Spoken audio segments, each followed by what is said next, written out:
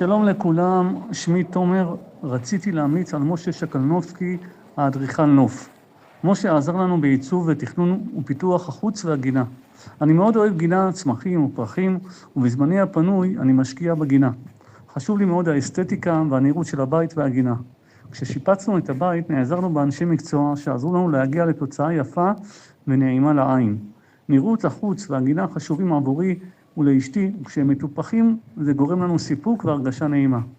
בנינו מרפסת ופרגולה גדולה עם עדניות מסביב ושביל רחב שמוביל לבית. בגינה שלנו היו כבר כמה גננים, השקענו בצמחייה ושתלנו כל מיני שיחים ופרחים במשך השנים. אבל מסתבר שמה שהיה חסר לנו זה אדריכל נוף שיעזור לנו לעצב את החוץ והגינה בדיוק כמו שעשינו בבית. אל משה הגעתי אחרי שראיתי ברשת סרטונים מאוד מעניינים שלו על עקרונות בעיצוב הגינה.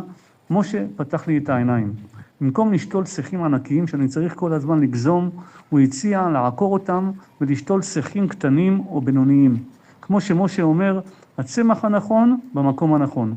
כשמשה בוחר שיחים ופרחים לגינה, הוא חושב על הגודל שלהם בעוד כמה שנים, כך שנצטרך מינימום החזקה וגיזומים בהמשך. הוא משתמש רק בצמחים רב שנתיים שיחזיקו מעמד הרבה שנים, הוא חושב הרבה על בחירת הצמחים ושישתלבו יפה יחד עם אלה שלידם. כמו שהוא אומר, ליצור קומפוזיציות יפות. מעבר לצמחים הוא תכנן לנו יפה את הגינה, פינות ישיבה, דשא מעוצב, ערוגות מוגבהות. ביחד נוצר מראה ממש יפה, כמובן עם הצמחים המיוחדים שהוא מכיר. בנוסף, משה שדרג לנו את מערכת ההשקיה ובנה 2 קווי השקיה נפרדים שיתאימו לדרישות ההשקיה של הצמחים השונים. סוף סוף אפשר ליהנות מהגינה, כמו שתמיד רצינו. אני ממש רוצה להמליץ לכל מי שרוצה מקצוען אמיתי עם הרבה נשמה לפנות למשה.